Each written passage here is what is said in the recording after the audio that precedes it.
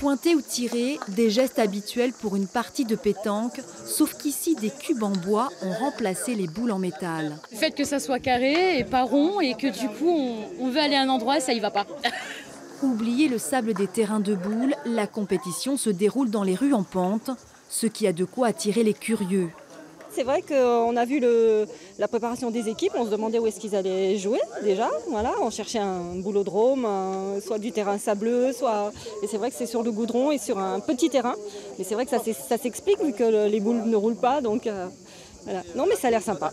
Il y a des joueurs qui arrivent à placer leurs boules très très régulièrement et alors qu'on pourrait penser que ça va dans tous les sens, quoi. Il y a vraiment soit des habitués, soit des chanceux, quoi. La discipline aurait été inventée dans les Hautes-Alpes en 1935, mais elle a pris son envol à Cagnes-sur-Mer avec son championnat du monde de boules carrées en 1980.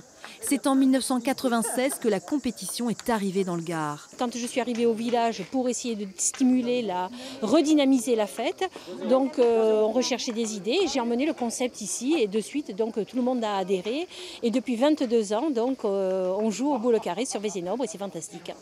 Contrairement à la pétanque qui répond à des normes strictes, la boule carrée laisse les joueurs plus libres. Ils sont aussi moins tatillons sur les points. Non, il n'y a pas d'arbitrage, pas à ce niveau-là en tout cas. Là, c'est entre nous, si jamais on veut trouver un mètre, on trouve un mètre et puis on mesure. Comme à la pétanque traditionnelle, celui qui enregistre 13 points remporte la partie. C'est ludique, c'est sympa, on n'a pas du tout la même configuration qu'avec les pétanqueurs.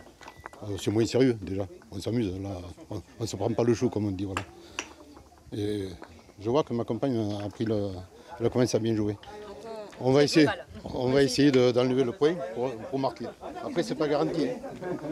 Cette année, le championnat du Gard a rassemblé pas moins de 130 concurrents.